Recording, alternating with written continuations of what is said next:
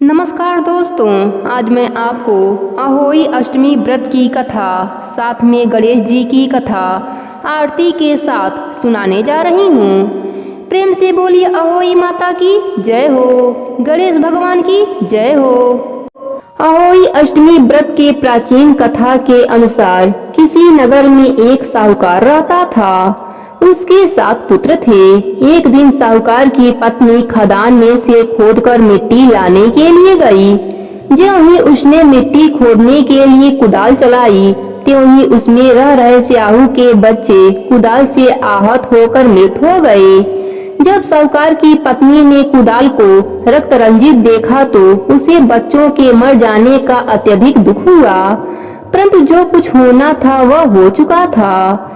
यह भूल उससे अनजाने में हो गई थी, अतः दुखी मन से वह घर को लौट आई। पश्चाताप के कारण वह मिट्टी भी न ला सकी। इसके बाद जब स्याहू अपने घर में आई तो उसने अपने बच्चे को मृत अवस्था में पाया।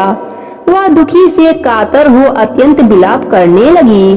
उसने ईश्वर से प्रार्थना की कि जिसने मेरे बच्चे को मारा है उसे भी पुत्र शोक का दुख भुगतना पड़े। इधर स्याहू के श्राप से 1 वर्ष के अंदर ही सेठानी के 7 पुत्र बारी बारी से काल के अधीन हो गए। इस प्रकार की दुखद घटना होते देखकर सेठ सेठानी अत्यंत शोकाकुल हो उठे। इस दंपति ने किसी तीर्थ स्थल में जाकर अपने प्राणों का विसर्जन कर देने का मन में संकल्प कर लिया। मन में ऐसा निश्चय कर सेठ सेठानी घर से पैदल ही तीर्थ स्थान की ओर चल पड़े। उन लोगों को मार्ग में खाने पीने की कोई भी सुध न रही। जब तक उन दोनों का शरीर पूर्ण रूप से अशक्त न हो गया तब तक वे बराबर आगे बढ़ते रहे। जब वे चलने में बिल्कुल असमर्थ हो गए तो रास्ते में ही मूर्छित होकर भूमि पर गिर पड़े। उन दोनों की इस दयनीय दशा को देखकर करुणानिधि भगवान उन पर दयाद हो गए और उन्होंने आकाशवाणी की कि हे सेठ, तेरी सेठानी ने मिट्टी खोदते समय अनजाने में ही स्याही के बच्चों को मार डाला था। इसी कारण तुम्हें भी अपने बच्चों का कष्ट झेलना पड़ा। भगवान ने आज्ञा दी कि अब तुम दोनों अपने घर जाकर गाय की सेवा करो और अहोई अष्टमी आने पर विधि विधान पूर्वक प्रेम से अहोई माता की पूजा करो। सभी जीवों पर दया भाव रखो, किसी का अहित न करो। यदि तुम मेरे कहने के अनुसार आचरण करोगे तो तुम्हें संतान सुख प्राप्त हो जाएगा। इस आकाशवाणी को सुनकर सेठ सेठानी को कुछ धैर्य हुआ और वे दोनों भगवती का स्मरण करते हुए अपने घर को प्रस्थान किए। घर पहुंचकर उन दोनों ने आकाशवाणी के अनुसार कार्य करना प्रारंभ कर दिया। इसके साथ ही ईर्ष्या द्वेष की भावना से रहित होकर सभी प्राणियों पर करुणा का भाव रखना प्रारंभ कर दिया था। भगवत कृपा से सेठ सेठानी पुनः पुत्रवान होकर सभी सांसारिक सुखों का भोग करने लगे और अंत काल में स्वर्गगामी हुए। हे अहोई माता, जैसे आपने सेठ सेठानी की सुनी वैसे ही अपने सभी भक्तों पर अपनी कृपा बनाए रखना। कहानी अधूरी हो तो पूरी करना, पूरी हो तो मान रखना। प्रेम से बोलिए अहोई माता की जय हो। अहोई अष्टमी की दूसरी प्राचीन कथा के अनुसार एक साहूकार के 7 बेटे 7 बहुएं एवं 1 कन्या थी। उसकी 7 बहुएं कार्तिक कृष्ण अष्टमी को अहोई माता के पूजन के लिए जंगल में अपने ननद के साथ मिट्टी लेने के लिए गई। मिट्टी निकालने के स्थान पर ही स्याहू की माद थी। मिट्टी खोदते समय ननद के हाथ से स्याहू का बच्चा चोट खाकर मर गया। स्याहू की माँ बोली कि अब मैं तेरी कोख बांधूंगी, अर्थात अब तुझे मैं संतान विहीन कर दूंगी। उसकी बात सुनकर ननद ने अपने सभी भाभियों से अपने बदले में कोख बंधा लेने के लिए आग्रह किया, परंतु उसकी भाभियों ने उसके प्रस्ताव को अस्वीकार कर दिया। परंतु उसकी छोटी भाभी ने कुछ सोच समझकर अपनी कोख बंधवाने की स्वीकृति ननद को दे दिया। तदंतर उस भाभी को जो भी संतान होती वह 7 दिन के बाद ही मर जाती। एक दिन पंडित को बुलाकर इसके कारण का पता लगाया गया। पंडित ने उत्तर दिया कि तुम काली गाय की पूजा किया करो। काली गाय स्याहू की रिश्ते में भाली लगती है। वह यदि तेरी कोख छोड़ दे तो बच्चे जीवित रह सकते हैं। पंडित की बात सुनकर छोटी बहू ने दूसरे दिन से ही काली गाय का सेवा करना प्रारंभ कर दिया। वह प्रतिदिन सुबह सवेरे उठकर गाय का गोबर आदि साफ कर दिया करती थी। गाय ने अपने मन में सोचा कि यह कार्य कौन कर रहा है, आज इसका पता लगाऊंगी। दूसरे दिन गाय माता तड़के से उठकर देखती हैं कि उस स्थान पर एक साहूकार की बहू झाड़ू बहारी करके साफ सफाई कर रही है। गाय माता ने उस बहू से पूछा कि तू किस लिए मेरी इतना सेवा करती है और तू मुझसे क्या चाहती है? जो कुछ तेरी इच्छा हो वह मुझसे मांग ले। साहूकार की बहू ने कहा कि स्याहू माता ने मेरी कोख बांध दी है, जिससे मेरे बच्चे नहीं जीते हैं। यदि आप मेरी कोख खुलवा दें तो मैं आपका बहुत उपकार मानूंगी। गौ माता ने उसकी बात स्वीकार कर लिया और उसे साथ लेकर 7 समुद्र पार स्याहू माता के पास ले चली। रास्ते में कड़ी धूप से व्याकुल होकर वे दोनों एक पेड़ की छाया में बैठ गईं। जिस पेड़ के नीचे वे दोनों बैठी थीं, उसी पेड़ पर गरुड़ पक्षी का एक बच्चा रहता था। थोड़ी देर में ही एक सांप आकर उस बच्चे को मारने लगा। इस दृश्य को देखकर साहूकार की बहू ने सांप को मारकर ढाल के नीचे छिपा दिया और उस गरुड़ पक्षी के बच्चे को मरने से बचा लिया। इसके पश्चात उस पक्षी की माता वहां रक्त निकला देखकर उस साहूकार की बहू को अपनी चोंच से मारने लगी। तब उससे साहूकार की बहू ने कहा कि मैंने तेरे बच्चे को नहीं मारा है, तेरे बच्चे को डसने के लिए एक नाग आया था और मैंने उस नाग को मारकर तेरे बच्चे की रक्षा की है। मरा हुआ नाग ढाल के नीचे दबा हुआ है। बहू की बातों से वह प्रसन्न हो गई और बोली कि तू जो कुछ चाहती है मुझसे मांग ले। बहू ने उससे कहा कि 7 समुद्र पार स्याहू माता रहती हैं, तुम मुझे वहां तक पहुंचा दो। तब उस गरुड़ पंखनी ने उन दोनों को अपने पीठ पर बैठाकर स्याहू माता के पास 7 समुद्र के उस पार पहुंचा दिया। स्याहू माता उन्हें देखकर बोली कि आ बहन, बहुत दिनों के बाद आई है। पुनः स्याहू माता ने कहा कि मेरे सिर में जुए पड़ गए हैं, तू उन्हें निकाल दे। काली गाय के कहने पर साहूकार की बहू ने सिलाई के सहारे स्याहू माता के सिर के जुओं को निकाल दिया। इस पर स्याहू माता अत्यंत प्रसन्न हो गईं। स्याहू माता ने उस साहूकार की बहू से कहा कि तेरे 7 बेटे और 7 बहुएं हों। सुनकर साहूकार की बहू ने स्याहू माता से कहा कि मुझे तो एक बेटा भी नहीं है, 7 कहाँ से होंगे? स्याहू माता ने पूछा कि इसका कारण क्या है। उसने उत्तर दिया कि यदि आप मुझे वचन दें तो इसका कारण बता सकती हूँ। स्याहू माता ने उसे वचन दे दिया। वचनबद्ध कर लेने के बाद साहूकार की बहू ने कहा कि मेरी कोख तुम्हारे पास बंद पड़ी है, उसे खोल दें। स्याहू माता ने कहा कि मैं तेरी बातों में आकर धोखा खा गई, अब मुझे तेरी कोख खोलनी पड़ेगी। इतना कहने के बाद ही स्याहू माता ने कहा कि अब तू घर को जा, तेरे 7 बेटे और 7 बहुएं होंगी। घर जाने पर तू अहोई माता का उद्यापन करना, 7 अहोई बनाकर 7 कढ़ाई देना। उसने घर लौटकर देखा तो उसके 7 बेटे और 7 बहुएं बैठी हुई मिली। वह खुशी के मारे भाव विभोर हो गई। उसने 7 अहोई बनाकर 7 कढ़ाई देकर उद्यापन किया। इसके बाद ही दीपावली का पर्व आया। उसकी जेठानियां परस्पर कहने लगी कि सब लोग पूजा का कार्य शीघ्र पूरा कर लो, कहीं ऐसा न हो कि छोटी बहू अपने बच्चों का स्मरण का रोना धोना शुरू कर दे, नहीं तो रंग में भंग हो जाएगा। जानकारी करने के लिए उन्होंने अपने बच्चों को छोटी बहू के घर भेजा, क्योंकि छोटी बहू रुदन नहीं कर रही थी। बच्चों ने घर जाकर बताया कि वहाँ पर वह आटा गूंथ रही है और उद्यापन का कार्यक्रम कर रही है। इतना सुनते ही सभी जेठानियां आकर उससे पूछने लगी कि तूने अपनी कोख कैसे खुलवाई। उसने कहा कि स्याहू माता ने कृपा कर मेरी कोख खोल दी है।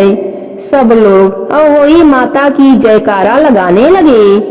जिस तरह अहोई माता ने उस साहूकार की बहू की कोख खोली, उसी प्रकार इस व्रत को करने वाली सभी नारियों की अभिलाषा पूर्ण करें। कहानी अधूरी हो तो पूरी करें, पूरी हो तो मान रखें। प्रेम से बोलिए अहोई माता की जय हो। एक समय की बात है, एक गांव में एक भाई बहन रहते थे। भाई बहुत गरीब था, पर उसकी बहन पैसे वाली थी। जब बहन के ननद का विवाह था, तब बहन ने न अपने भाई को विवाह में आने का निमंत्रण दिया और न ही कोई चिट्ठी भेजी। भाई को बाहर वाले से पता चला कि उसके बहन के ननद का विवाह है। भाई ने गांव वालों को बताया। तब गांव वालों ने अपने घर से चुनरी, बिछिया और साड़ी जैसा जिनसे बन पड़ा कन्या के लिए दिया। भाई सारा सामान लेकर बहन के गांव पहुंचा। बहन के घर जाने पर बहन की देवरानी ने बहन से बोला, भाभी जी आपके भाई आए हैं। बहन ने पूछा, कैसे आए हैं और क्या पहना है। देवरानी ने कहा, पैदल आए हैं, फटी पगड़ी फटी धोती पहने हैं। बहन बोली, मेरे ससुर हवेली के सामने दुकान में बैठे हैं, मुझे शर्म आती है। भाई को बोलो पीछे के दरवाजे से आए। भाई के आते ही बहन ने भाई को एक कमरे बंद कर बाहर से ताला लगा दिया। एक तरफ लड़की का विवाह हो रहा था, गाजे बाजे बज रहे थे, अतिथियों को भोजन कराया जा रहा था और दूसरी तरफ भाई को कोई पानी तक पूछने वाला नहीं था। भांजे की बहू को दया आई और उसने दरवाजा खोल दिया। दरवाजा खुलते ही भाई वहाँ से भागा। 2 दिनों से भूख प्यास के कारण उसे चक्कर आने लगे। रास्ते में गणेश जी का मंदिर था, वहाँ जाकर गिर गया। रोते रोते गणेश जी को अपनी व्यथा सुनाई और बोला, आज मेरी गरीबी के कारण से मेरी सगी बहन ने मुझे धुक्कार दिया। घर जाने पर मेरी पत्नी जब पूछेगी कि विवाह से क्या मिठाई लेकर आए हैं, तो मैं क्या जवाब दूंगा। गणेश जी को उस पर दया आ गई और वह बोले, मेरे बगीचे से ककड़ी और तरबूज तोड़कर ले जा। भाई ने ककड़ी तोड़कर झोला भर लिया और अपने घर गया। घर जाते ही बच्चों ने पूछा, पिताजी बुआ के यहाँ से हम लोगों के लिए क्या लाए हैं। झोला खोलते ही छोटे तरबूज सोने के गेंद में बदल गई। बाकी तरबूज काटे तो उसमें से हीरे मोती निकले। पत्नी बोली, आप बहन के घर से इतना कुछ क्यों लाए? आपकी बहन ने हम लोगों को बहुत ज्यादा दे दिया है। भाई ने कुछ जवाब नहीं दिया।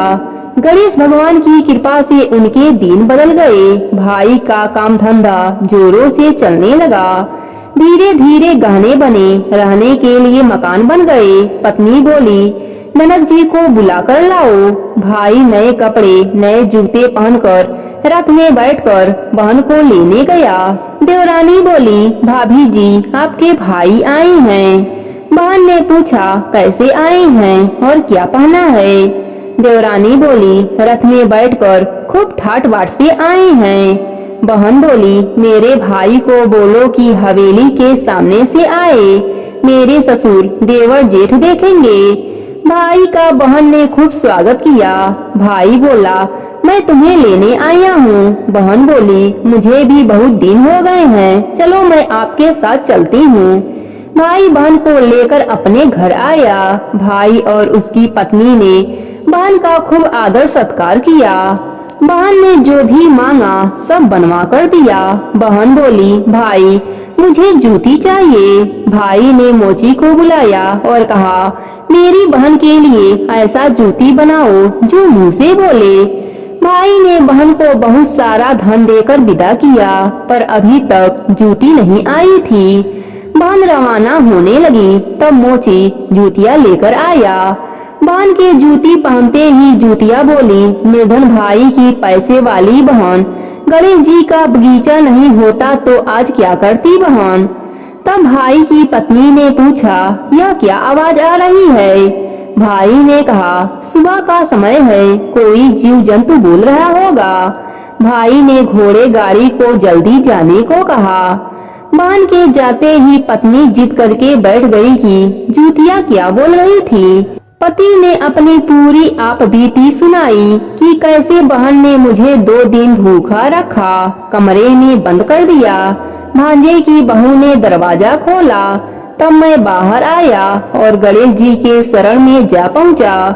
गणेश जी की कृपा से हमारे दिन बदले हैं। उसने अपने पत्नी को सारी बात बताई। तब पत्नी बोली, अगर मुझे पहले मालूम होता तो मैं आपके बहन को कुछ ना देती। मेरा दिया हुआ सब कुछ वापस लेकर आओ। तब पति बोला, सुहासिनी के आशीष से ही हमें गणेश जी ने सब दिया है। अगर वह मुझे भूखा प्यासा कमरे में बंद नहीं करती तो मैं गणेश जी के मंदिर में क्यों जाता? क्या मैं अपना दुखड़ा गणेश जी को सुनाता? तुम अपना मन मैला मत करो, अपने पर तो गणेश जी की कृपा है और किस चीज की कमी है। फिर दोनों गणेश जी के आगे झुककर प्रणाम किया और गणेश भगवान का जयकारा लगाया। हे गणेश जी महाराज, जैसे आपने गरीब भाई पर कृपा करी, वैसे ही आपकी कहानी सुनने वाले सभी भक्तों पर अपनी कृपा बनाए रखना। कहानी अधूरी हो तो पूरी करना, पूरी हो तो मान रखना। प्रेम से बोलिए गणेश भगवान की जय हो। जय अहोई माता, जय अहोई माता, तुमको निस दिन सेवत हरि विष्णु विधाता। जय अहोई माता, जय अहोई माता, ब्रह्माणी रुद्राणी कमला तू ही जग की दाता। सूर्य चंद्रमा नारद ऋषि गाता।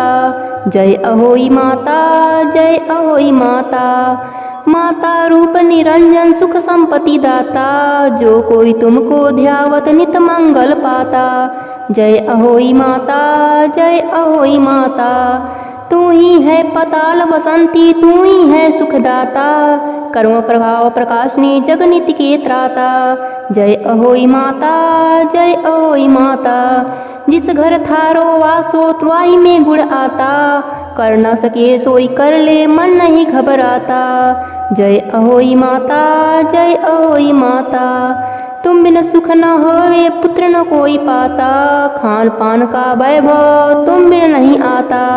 जय अहोई माता, जय अहोई माता, शुभ गुण सुंदर युक्ता चिर निधि जाता। रत्न चतुर्दश तो को कोई नहीं पाता। जय अहोई माता, माता जय अहोई माता, श्री अहोई माँ की आरती जो कोई गाता। उर उमंग अति उपजे पाप उतर जाता। जय अहोई माता, जय अहोई माता, जय गणेश जय गणेश जय गणेश देवा। माता जाकी पार्वती पिता महादेवा। एक दंत दयावंत चार भुजाधारी, मस्तक सिंदूर शोभे मुसे की सवारी। अंधन को आंख देत कोढ़ीन को काया, बाझन को पुत्र देत निर्धन को माया। पान चढ़े फूल चढ़े और चढ़े मेवा, लडुअन के भोग लगे संत करें सेवा। दीनन की लाज रखो शंभु सुतवारी, कामना को पूरा करो जग बलिहारी। जय गणेश जय गणेश जय गणेश देवा। माता जाकी पार्वती पिता महादेवा। जय गणेश जय गणेश जय गणेश देवा। माता जाकी पार्वती पिता महादेवा। प्रेम से बोलिए अहोई माता की जय हो, गणेश भगवान की जय हो।